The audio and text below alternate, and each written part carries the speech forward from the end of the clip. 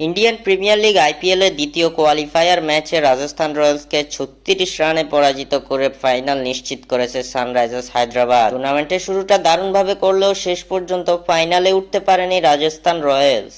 কোয়ালিফায়ারের ম্যাচে শুরুতে সানরাইজার্স হায়দ্রাবাদকে ব্যাটিংয়ে পাঠায় রাজস্থান রয়্যালস। এদিন রাজস্থানের বোলারদের দাপুটে বোলিংয়ের সামনে পড়েন হায়দ্রাবাদের ব্যাটাররা। শেষ পর্যন্ত হেনরিক ক্লাসেনের সেঞ্চুরিতে ভর করে ১৭৬ রানের লড়াকু পুঁজি পায় হায়দ্রাবাদ। জবাবে এই রান তাড়া করতে নেমে প্যাট কামিন্সের দলের সামনে পাত্তাই পায়নি রাজস্থান।